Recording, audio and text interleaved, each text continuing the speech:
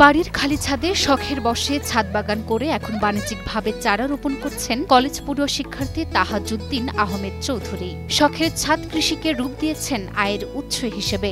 Honours second ইয়ারে পড়তেছি, ছাদ বাগান শুরু করছি শখের বসেই। তাহাজউদ্দিনের ছাদে শোভা পাচ্ছে ১৫০টিরও বেশি ফলের গাছ, যার মধ্যে আছে ১৪ জাতের আঙুর, ১২ জাতের আম, ৮ জাতের আনার, ৫ জাতের পেয়ারা, আর আছে জামরুল, সফেদা, তেঁতুল, মাল্টা, এমনকি বিদেশি কিউজাই আম পর্যন্ত। আঙ্গুরের জাতগুলো হচ্ছে যে বাইকোনর, ব্ল্যাক ম্যাজিক, সিমসন, কার্ডিনাল, একেলো, সবুজ টিপিন, এছাড়াও অনেক জাত আছে। মাত্র ৩.৫% ছাদের উপর তৈরি করেছেন এক স্বপ্নের ফলের রাজ্য। শখ থেকে শুরু, আর এখন চলছে বিক্রি করে আয়। অনেকগুলো বিদেশি আইটেমের আম গাছ, যেমন মিয়াজাকি, ব্যানানা ম্যাঙ্গো, কিউজাই, কাটিমন, মিস্ট্রিভোগ, ইন্ডিয়ান উষাপূর্ণি আম, বাড়ি 4, বাড়ি 14। এছাড়াও আম গাছের পাশাপাশি আমার ছাদ বাগান আনারের অনেকগুলো গাছ রোপণ করেছি আমি। ছাদ কৃষিতে থেমে থাকেননি তাহাজউদ্দিন, নিজে উৎপাদন করছেন ফলের চারা এবং তা বিক্রি করছেন অনলাইনে। অনেকগুলো পরিমাণে ফল ফুলের চারা আমি কিছু করি, এগুলো প্রচুর পরিমাণে মিষ্টি এবং লাল কালার হয়ে থাকে, দানাগুলো রসালো অনেক, বীজ অনেক নরম। মাত্র কয়েক মাসেই বিক্রি করেছেন প্রায় ১৩,০০০ টাকার চারা।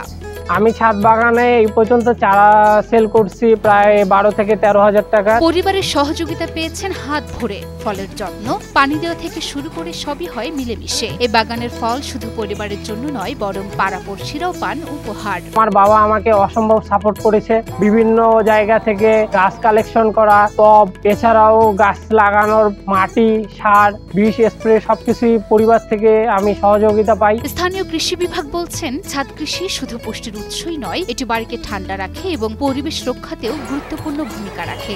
বর্তমানে দিনাজপুরে অনেকেই উদ্যোগী হয়ে তারা নিজেদের আবাসনে তারা যে জায়গাটুকু আছে সেখানে সবজি, বিভিন্ন ধরনের ফল তারা চাষ করছে।